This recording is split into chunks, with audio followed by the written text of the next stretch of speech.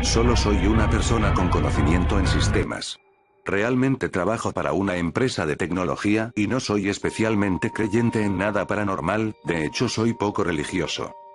La razón por la que paso por aquí es precisamente porque me ha entrado cierta curiosidad en estos asuntos desde que un familiar que vive en el campo vino a mí a contarme una historia bastante particular. Por supuesto es la primera vez que veo un sitio en el cual esta historia podría ser contada.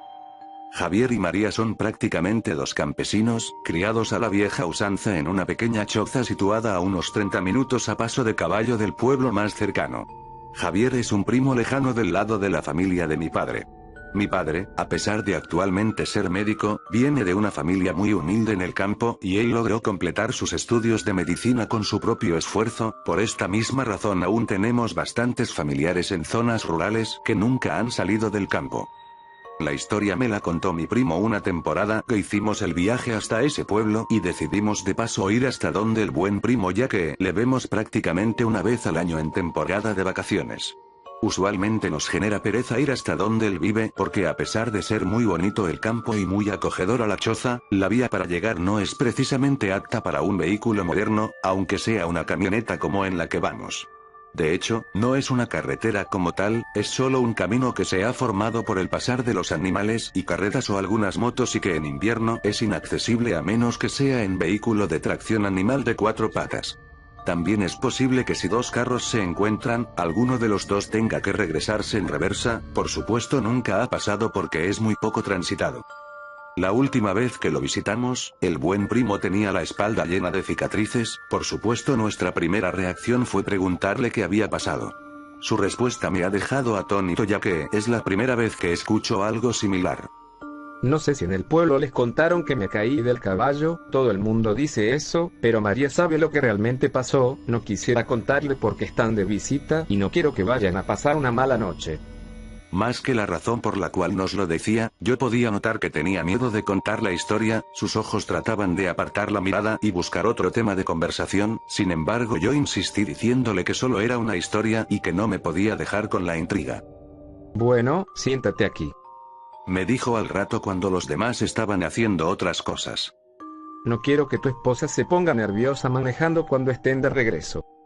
Hace 2 meses, como era de costumbre, yo tenía que ir al pueblo a comprar algunas cosas de la casa. Yo nunca lo hago muy entrado a la tarde para que no me agarre la noche en el camino. Nunca le he tenido miedo a la noche, hasta ese día le tenía más miedo a los vivos que a los muertos, y ya me habían robado antes por andar por el camino tan tarde. Parece que los ladrones no duermen. Eso es cierto, afirmé, mientras en mi cabeza quedó el eco de la frase, hasta esa noche.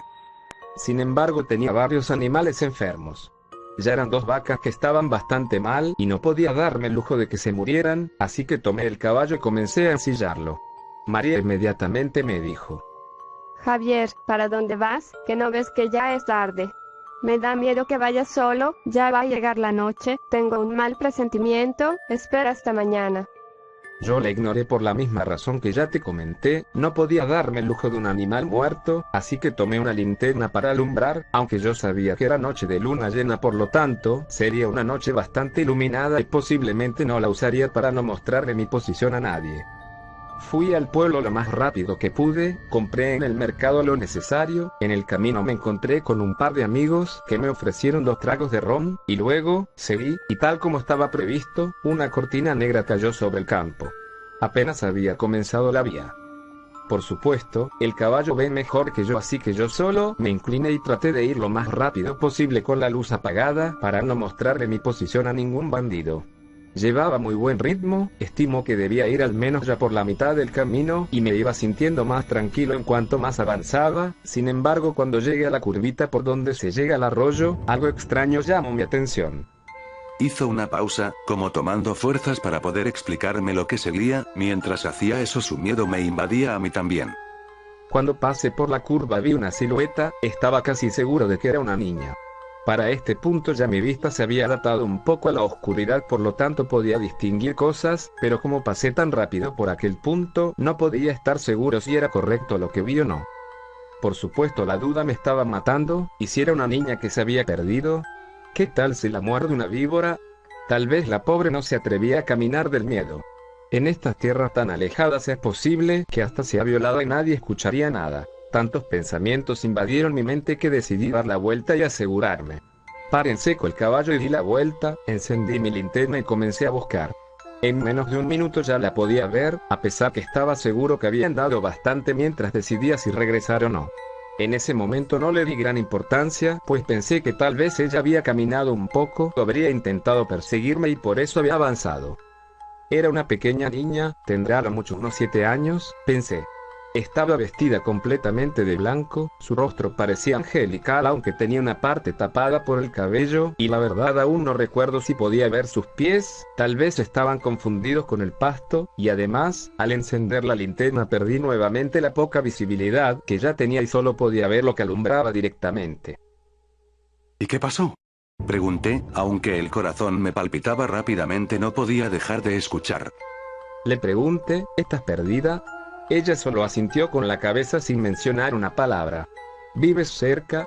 Nuevamente solo movió su cabeza hacia los lados.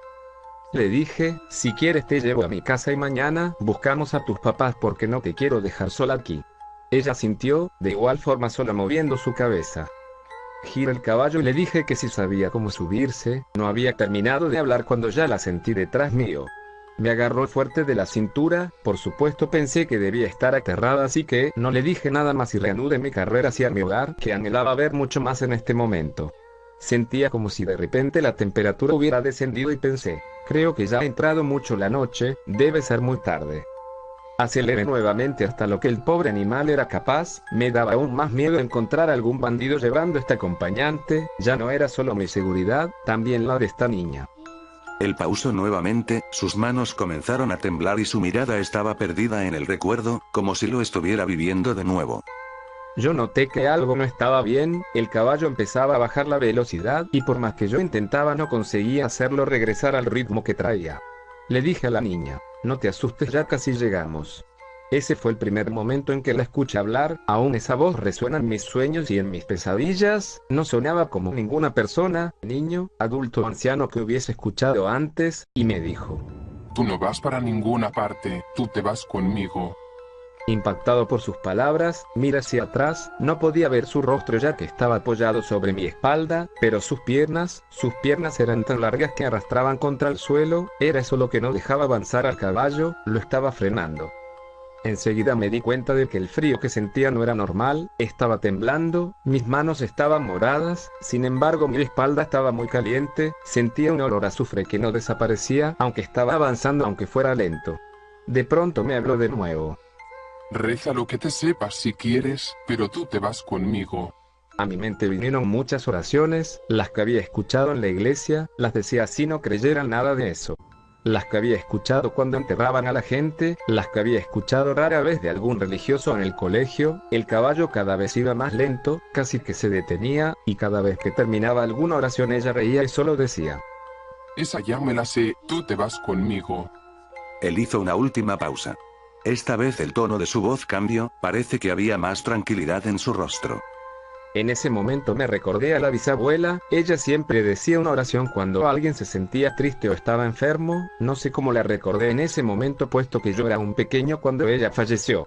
Tampoco recuerdo que sea algo que yo haya escuchado en una iglesia convencional, era algo como un pedazo de una canción o algo muy viejo. Esperé que ella se riera aún más, pero solo había silencio. En un tono de disgusto me dijo: Te salvas, porque esa no me la sé.